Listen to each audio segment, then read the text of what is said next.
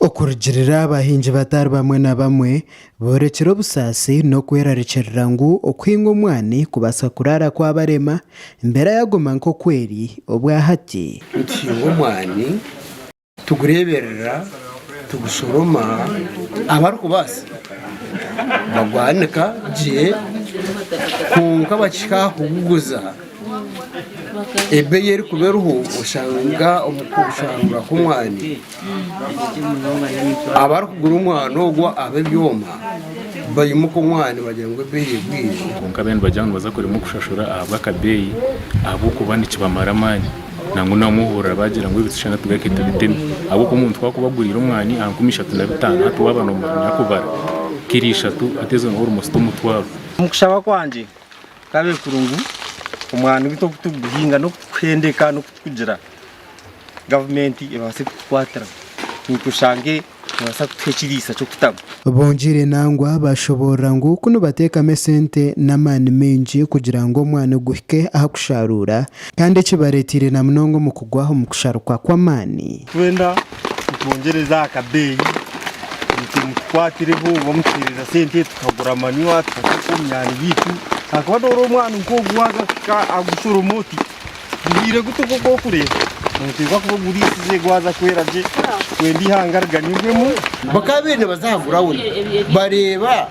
nabo bahire sente zo kuhinga omwani bakahinga ko baguhingire ikiboremezi bw'abahingi umutwine nibamanya abahingi aba nibashaba gavumenti kwebatera ebeeyi emwe etakuhindahinduka nangwa n'okubayambaho okureberera omwani gwabo okugira ngu obundi nabo bakabasa kuganyirwamu kabiri hariho ebeeyi emwe eyihanga ryona kugira ngo omwani gwa Uganda aha muhingi nibamuguraho sente ziti kunka bari cyo kutwitsa aba rwagati twakutunga irrigation abantu nka province yo kuyayija ikatwatara leta yo kusapotinga mu kushira imyani yitu bakateka makasenda kwabizi twakwebasa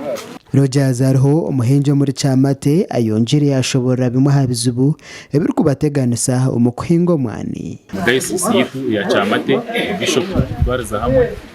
bagire bizubu byo ku ya extension workers babora kuja kubegesa atakungire kwegesa bukumara umukingo omwani azacetere bizubu na muno wano otimba nk'ekina ushanga mu batimba ekina kitarukumara umwana bitugwara kukoma we Sebastian Bitariho umuhingi kandi omushobozi w'omwani ashobora kwempinda hinduka y'ebeeyi negendera akatere k'ensi yona aho ashabira abahingi bagenzi be kwehangana ngo bakagera n'amasiko gw'ebeeyi neja kweyongera mu kace Africa tekuditamininga muhendo gw'omwani so ntugurebera simu kuko kureba dura netemba egarika kagwa dore katembe kagwa nano omwani kwitukureberaho robusta ya arabiki netemba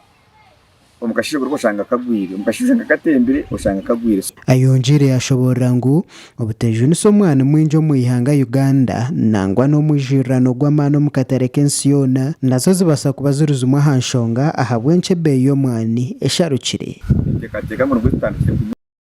kwandike kutunga no shana ngo mwana twandusoza ndetse n'amusoza n'ikikomi ekurebera muito tibaho nangwa katanina n'ishoza tana zikabukaga kikabenchiretera kugira ngo n'ubundi haza kugenda umwana umuke ubundi kugira akabeyi konka we Rosemary atuhire or deputy RDC abwe cyange cyantungamo asimera abahingi okushyikiriza umuranga gwa president Museveni okuhinga omwani kandi nangwa yabahiga no kugumizamo no kukozesa amani obwo borekeriro kubengo bworo omaka ya gavumenti yenda kutwara umuco gusima kwa mogu ari kushangwa mcyaro kiha kivaro muri tozo shabu county abo kuruchizo muranga gwa president Yoweri Kaguta Museveni akahinga omwani ahabo kubamiza president ya encourage inzira abanya-Uganda kuhinga nano mwana uguru